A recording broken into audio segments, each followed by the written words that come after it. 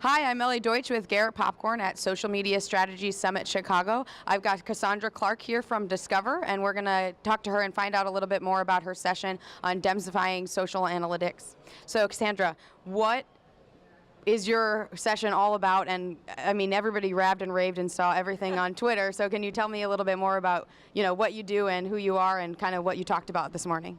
Sure. So you want me to? Either way. As you said, I'm Cassandra Clark. I'm the social media manager at Discover. So I lead our enterprise strategy and a lot of the paid media. So because we're a big data company and financial institution at that, a lot of what I do and what I spend the most time in is the metrics, the analytics behind it. So we're being pressured to justify the return on the investment as much as any other channel or any other brand. So what I talked about today was just cutting through the clutter. There's so many things we can measure, and what should you actually care about, and how do you measure it? How are you proving that what you're doing in social is actually affecting your business bottom line, and where do you go from there? So that was what it was about. What's Discover doing that's changing the game and really analyzing the data so you can tell the story back to your department heads and other people that are involved within the social media decisions in your company? Sure, I would say a few ways. What I talked about in the presentation too is that we kind of play throughout the whole funnel. I mean, from a brand perspective, we're looking at mentions, we're looking at impressions and reach and how that's growing over time, but we also spend a lot of time in the more of the bottom funnel where we're looking at the conversions, the click-throughs, the traffic, the opt-ins for any campaign, and most importantly, the sales. Are we getting our card members to think of us as top of wallet? Are we coming out more? Are we driving transactions? We're using Facebook, for example, paid media through custom audiences, like what you talked about in your work session, to actually understand, are we reaching which core group of our card members? What are we getting them to do? How are they responding versus our control group? And then actually showing a statistically significant lift. So we spend a lot of time in paid, just because in so many ways you have to pay to play in a lot of this. But what we really pride ourselves on, not just through social, but for the brand, is customer service. I mean, our customers are our core. We have like the US-based call centers, and we have the US-based social team in that way too. We've gotten our response times down to minuscule, very competitive amounts. And so we're really excited about that. We prioritize our customers, what they say, how quickly we respond, how quickly we can resolve issues, more than anything else. I think that's our mantra, our core in a lot of ways.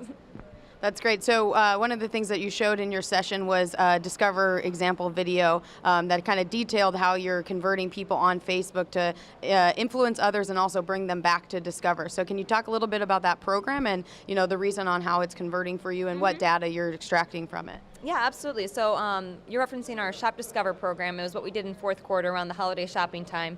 We knew that one of our pain points with anybody shopping during the holidays is not really knowing what to get certain people for Christmas, holidays, whatever. And also, how can I save money doing it? I mean, it's a big bite of most people's paycheck every winter. So how can we solve both of those pain problems through Discover? So what we found is through our Shop Discover program, card members can get 5 to 25% cash back bonus on every purchase they make. And it's for big retailers, including like Apple, for example. Like, you can't get a discounted Mac anywhere, but if you buy it with your Discover card through this program, you're saving effectively 20%, or, that's an example. I can't remember what the percentages was for that, but examples like that are really bringing the value to the customer. And what this program did, it was a custom app that scrapes your friends' profiles, and it was a recommendation engine that matched those for key merchants that were in this program and said, I know that Ellie loves dogs and she loves mittens, and if she buys her mittens through Macy's, then I can get 15% cash back. I can buy you a gift that I know you'll love. And the whole program was seamless. It started on social. You could stay in social. It automatically converted through the app, through Social Graph login. It was seamless. Everybody went in the whole program. And so we saw great success. I mean, a lot of people even our core card members weren't aware that Shop Discover existed. So that was really exciting from an awareness perspective. But more importantly for us, we got a lot of positive sentiment. Our customers loved it. They got excited about it. They shared it to their networks. And as we know, their recommendations are so much more powerful than anything that a brand could say. But we also were able to drive sales. I mean, they knew about it. They shared it with their networks. They actually converted. The transactions were through the roof. The sales were through the roof. We compared it to our other channels.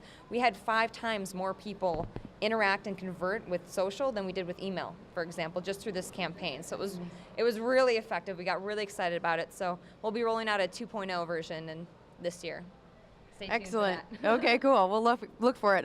Now, the other thing that I thought was great about your session was that you used real-time examples of what other people are doing and not doing, and some of them showed, here's an opportunity of a trend that's happening and ways that people wrongfully engaged and tried to optimize, what their content during that trending time. So can you speak a little bit to understanding your SMART goals and making sure that you're achieving those with your data, but also with your, social customer service and everything that you're doing with Discover? Yeah, absolutely. So I would say two of the things I bring up is SMART goals, setting they're specific, measurable, attainable, real-time, time-relevant, so that you actually know when you've gotten to success. Like, how do you know if you've hit the mark if you don't set the mark properly, right? So what we spend a lot of time doing is we start with our customer, we figure out what they really want, and we figure out what metrics in social apply to that, and not the other way around. We don't start with, we want something that you can retweet a lot, and let's figure out if our customers care. We start with goals and filter downward. So that's what I preach about the goals, because if they're not super specific and time-bound and everything else, then how do you know when you've actually gotten there? And the one thing I bring up with the other examples and some of the brands that I can't directly say are doing wrong, but might need to be a little bit more strategic, are those that I said just chase shiny objects. It's very easy to get lost in Kate memes and hilarious GIFs, but at the end of the day, we need to know, what are you doing for the brand, and if that impression's even worth it in the first place. So stay true to your brand, and then the metrics that matter are those that support your actual goals. Stay away from shiny objects. I think that was a very highly tweeted thing that came out of your session, and I thought it was awesome. Now, one of the things that, you work for a global corporation based out of the U.S., and you have a core team. What's your infrastructure like, and how do you manage and mine through all the data and social comments that are out there and create these strategies and great programs that you have? Good question. I think a lot of juggling parts, like as with any corporation, even the small teams through the big ones, there's a lot of people involved. There's a lot of third parties and vendors involved as well. I think it's just starting with our customer and figuring out what they want, and then we figure out which team is best for that. So if we know that we need to get this hyper target and we know that they're on Facebook, then we're going to use it through Facebook paid media, and we're going to target them that way. If we know that they're mommy bloggers and they're chatting all day about that, then I work with my PR team that's running our blogging strategy. Or I think it really depends on the case and the objective. We're kind of a hub and spoke model in a lot of ways, so we're the center of excellence, if you will, for social, but every part of the groups have a different part of it. I mean, our LinkedIn strategy is very PR and HR based in some ways, because it's recruiting, it's retention, it's letting people know about the brand and why it's a great place to work at Discover, whereas our Twitter strategy is real-time Q&A with our customers and getting back to what they care about.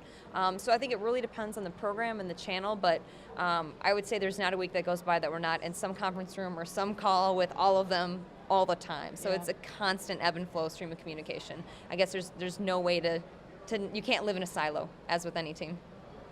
So Cassandra, what's the one tip, trick, or idea that you have that every company needs to do with their data? Beyond the tweetable, don't chase shiny objects, I think that's a good start. I think the simple answer is just start with your goals. I mean, solid metrics come from solid goals. Don't start bottom up and figure out how you can fit your social media jargon into a bigger picture. Start with who your audience is, start with what your business wants to accomplish, and as you drill down and slice and dice, you'll figure out what metrics matter. And with everything, test and learn. Great, thank you so much, Cassandra. It was awesome to have you. And follow up for more information and tweets from Cassandra at Cassandra L. Clark and Discover at Discover. And I'm Ellie Deutsch here at Social Media Strategy Summit Chicago. Stay tuned for more videos and updates from the event.